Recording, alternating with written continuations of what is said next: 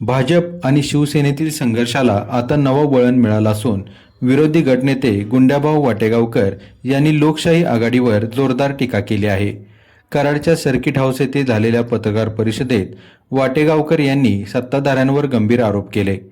शिवसेनेच्या खांद्यावर बंदूक ठेवून पालिकेतील राजकारण केलं जात असल्याचा आरोप त्यांनी केला.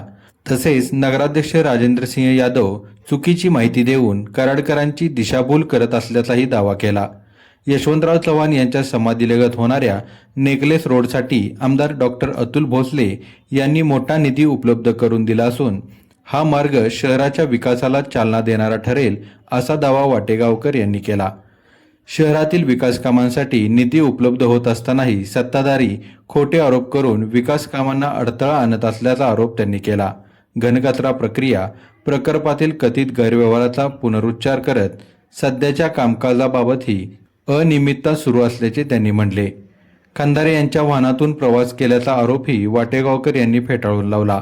दरम्यान उर्दू शाळा, 40 फुटी रस्ता आणि शहरातील इतर प्रश्नांवर भाजपचा संघर्ष सुरू राहील असा इशारा त्यांनी दिला. नगरसेवक अजय पावसकर, शिवाजी पवार आणि आशुतोष डुबल यांनीही सत्ताधाऱ्यांचे आरोप फेटाळून लावत आमदार डॉक्टर अतुल भोसले यांच्या नेतृत्वाखाली शहराच्या विकासासाठी भाजप कटिबद्ध असल्याचे स्पष्ट केले. पत्रकार परिषदेचे आभार शहराध्यक्ष सुषमा लोखंडे यांनी मानले. खरं तर भारतीय जनता पार्टीचे सर्व नगरसेवक शहरातील प्रत्येक विकास कामांसाठी, नागरिकांच्या प्रश्नासाठी तत्पर आहे आणि ते त्या पद्धतीनं काम करत असतात. सोमवार पेठील काही नागरिकांना त्यांच्या घरावरती नांगर फिरत होता. क्रीडाईच्या काही सदस्यांना त्या ठिकाणी येऊन आपले प्रश्न मांडायचे होते.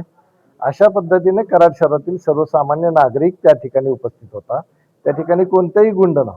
आमच्यावर कोणताही गुंड या नगर परिषदेमध्ये येत नाही. कुणावरती गुंडे येत असतील त्यामुळे त्यांनी तसा शब्द वापरला असेल. आम्हाला कोणताही गोंधळ घालायचा नाही, नागरिकांचे प्रश्न मांडायचे.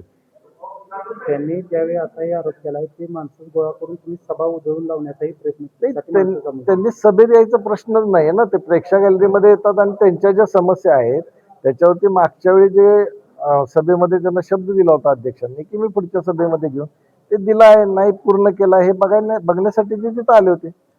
त्यांना जर भेटायचं असेल अध्यक्षांना. दुसरा प्रश्न, पुलावरून समाधी बघायची का? नेकलेस रोड नेमकं कशासाठी पाहिजे? हे बघा, समाधी परिसरात चव्हाण साहेबांची समाधी, चव्हाण साहेब आदरणीय यशवंतरावजी चव्हाण साहेब हे सर्वांनाच आदरणीय आहे. आपल्याच नुसतं कराडला नाही तर महाराष्ट्राला आणि देशालाही आहे. त्यामुळं काहीतरी बोलून असं काहीतरी भावनेचं राजकारण करण्यात काही कारण नाही आहे.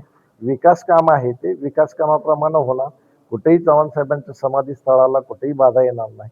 त्यांनी ते प्रेझेंटेशन बघावं आणि मग ठरवावं. आमदार साहेबांना चुकीची माहिती दिली जाते तुमच्यातर्फे, असाही त्यांनी आरोप केला. आमदार साहेबांना आम्ही कोणतीही चुकीची माहिती देत नाही. आमदार साहेबांच्या बरोबर ज्यावेळी चर्चा होईल त्यावेळी फक्त आमची विकासाची चर्चा असते.